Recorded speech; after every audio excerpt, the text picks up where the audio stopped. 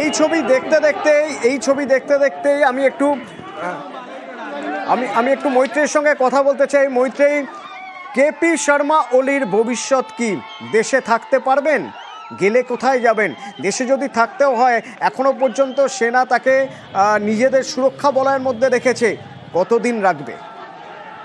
এই প্রশ্নটাই কিন্তু সব থেকে বড় হয়ে উঠে আসছে যে জেপি শর্মা ওলি বা জেপিএস ওলির ভবিষ্যৎ কি। তার কারণ দেশের যে ছবি এই মুহূর্তে দেখা যাচ্ছে এবং যে অ্যাগ্রেশন এবং যে ছবি উঠে আসছে, যেভাবে তার বাড়ি ভাঙচুর করা হয়েছে, অগ্নিসংযোগ করা হয়েছে এবং জেপিএস ওলির খোঁজ করছেন বিক্ষোভকারীরা, সেই পরিস্থিতিতে দাঁড়িয়ে তার সুরক্ষা নিয়ে কিন্তু যথেষ্টই প্রশ্ন রয়েছে। আমরা ইতিমধ্যেই দেখেছি প্রাক্তন প্রধানমন্ত্রী, তার উপরেও হামলা হয়েছে।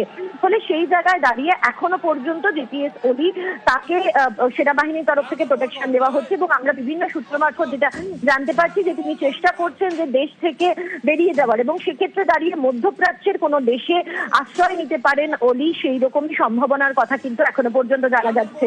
কিন্তু যেহেতু ত্রিভুবন ইন্টারন্যাশনাল এয়ারপোর্ট, সেখানে বিমান ওঠানামা একেবারেই বন্ধ রয়েছে এবং যেখানে প্রোটেস্টাররা তারা বাইরে ফায়ার ওয়ার্কস করছেন, তারা ড্রোন ওড়াচ্ছেন যাতে বিমান চলাচল বিঘ্নিত হয়, সেই কারণে স্ট্যান্ড বাই প্লেন রেখে দেওয়ার পরেও প্রাক্তন প্রধানমন্ত্রীকে কিন্তু উড়িয়ে নিয়ে যেতে পারেনি। অন্ততপক্ষে এখনো পর্যন্ত এই বিষয়ে কোনো তথ্য কিন্তু নেই। শেষ যে ছবি ওলির দেখা গিয়েছিল সেটি একটি আর্মি হেলিকপ্টারে করে ওলিকে কাঠমান্ডুতে নিয়ে আসা হচ্ছে এবং সেই ছবি কিন্তু প্রকাশ্যে এসেছিল। তারপর থেকে কিন্তু যেটা জানা যাচ্ছে যে এখনো পর্যন্ত সেনাবাহিনী নিরাপত্তা বলয়েই রয়েছেন ওলি। কিন্তু এই নিরাপত্তা বলয় কিন্তু বেশিক্ষণ থাকবে না। তার কারণ যখনই নতুন সরকার গঠন হবে, নতুন প্রধানমন্ত্রী গঠন হবে, তারপরে কিন্তু প্রধানমন্ত্রী ওলি, যার বিরুদ্ধে এত করাপশন চার্জেস রয়েছে, ফলে তার বিরুদ্ধে ব্যবস্থা নেওয়ার, অর্থাৎ আইনানুগ ব্যবস্থা নেওয়ারও চেষ্টা করবে নতুন সরকার। সেক্ষেত্রে দাঁড়িয়ে তিনি একদিক থেকে যেমন এই করাপশন চার্জে, তার উপর করাপশন চার্জেস তার উপর এবং তার সঙ্গে অন্যান্য মন্ত্রীদের উপর আসবে, ফলে তাকে ট্রায়ালে যেতে হতে পারে। সেই ঝুঁকি কতটা ওলি নেবে সে বিষয়ে কিন্তু সন্দেহ আছে। ফলে তিনি চেষ্টা করবেন এই অশান্ত পরিস্থিতি থাকার মধ্যেই দেশ ছেড়ে চলে যাওয়ার এবং নিজেকে সুরক্ষিত করার। একটা সহজ হবে না মৈত্রেয়ী, যা পরিস্থিতি তাতে বোঝা যাচ্ছে সেটা খুব একটা সহজ হবে না। মৈত্রেয়ী, ধন্যবাদ মৈত্রেয়ী, আপডেট নেব তোমার থেকে পরবর্তীতে। কিন্তু কান্তিপুর টিভি চ্যানেল কাঠমান্ডুর এবং রেডিও কান্তিপুর, দেখুন সব কর্মীদের বার করে দিয়ে আগুন ধরিয়ে দেওয়া হলো। ভারত বিরোধিতার অভিযোগ উঠেছিল একসময় এই টিভি চ্যানেলের বিরুদ্ধে, একসময় অভিযোগ ছিল চীনপন্থী কথা বলার। সেই কান্তিপুর টিভি চ্যানেলের অফিস আগুন ধরিয়ে দেওয়া হলো।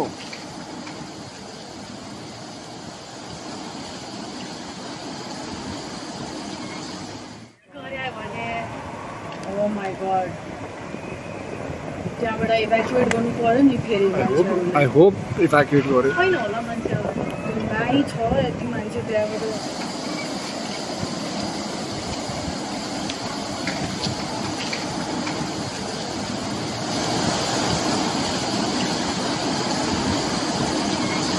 के गरे भने ओ माय गॉड त्यहाँबाट evacuate गर्नु पर्यो नि फेरि দিনভর আগুন জ্বলেছে বিভিন্ন জায়গায়, কোথাও মন্ত্রীর বাড়ি, কোথাও রাষ্ট্রপতির বাড়িতে ভাঙচুর, কোথাও সুপ্রিম কোর্টে আগুন।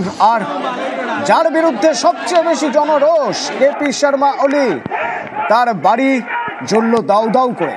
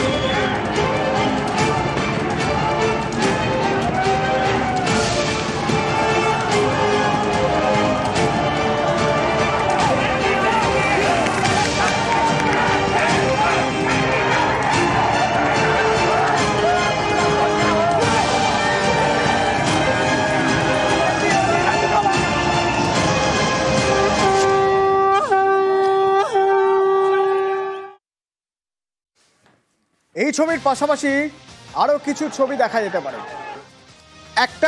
একজন প্রধানমন্ত্রী, তার বিরুদ্ধে ক্ষোভ শুধু তার বিরুদ্ধে নয়, ক্ষোভ তার মন্ত্রীগোষ্ঠীতে যারা রয়েছেন তাদের সবার বিরুদ্ধে। তা না হলে স্বরাষ্ট্রমন্ত্রী পদত্যাগ করার পরের দিনও পার পান না কেন তার বাড়িতে আগুন জ্বলল। অর্থমন্ত্রী দেখাবো আপনাদের, ফিনান্স মিনিস্টার নেপালের, ওই দেখুন আমরা লাল সার্কেল করেছি বোঝার জন্য, ইনি দৌড়ে আসছেন, রাস্তায় দৌড় করানো হলো, তারপরে এক লাথি ছিটকে পড়লেন দেওয়ালে, দৌড় করিয়ে করিয়ে মারা হচ্ছে।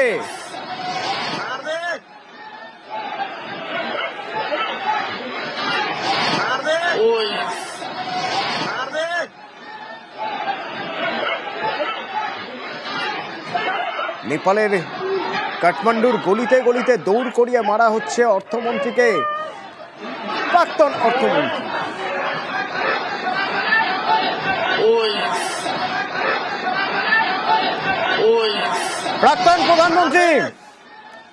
প্রাক্তন প্রধানমন্ত্রীর ছবি দেখাবো, তার বাড়িতে ঢুকে তাকে তার স্ত্রীকে মারধর।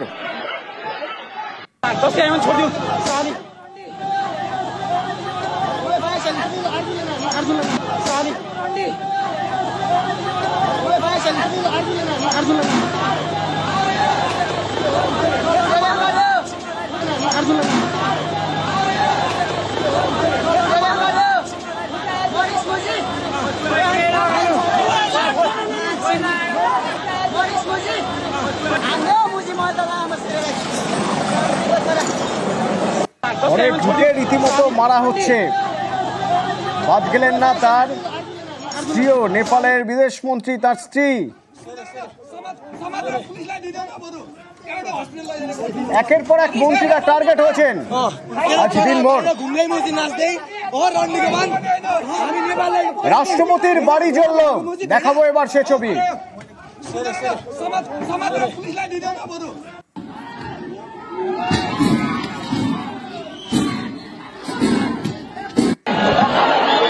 দেখুন নেপালের প্রাক্তন স্বরাষ্ট্রমন্ত্রী, গতকালই তিনি ইস্তফা দিয়েছিলেন।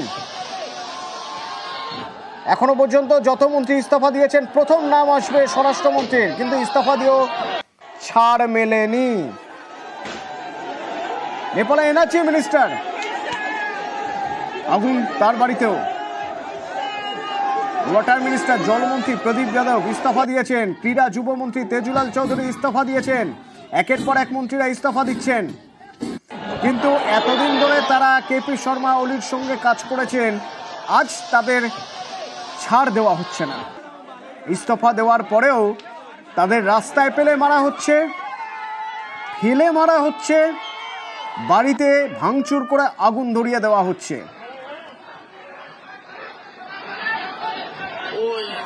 আর এই গণপিটুনির ভয়ে এবার হেলিকপ্টারে করে মন্ত্রীদের সরিয়ে দেওয়া হলো।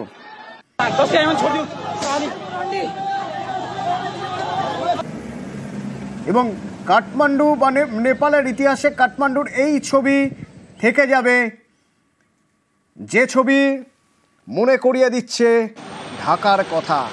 অর্থাৎ এক প্রধানমন্ত্রী, সেই প্রধানমন্ত্রী ইস্তফা দেওয়ার পর তার মূর্তি চৌরাহা থেকে ভেঙে নামিয়ে দেওয়া হলো।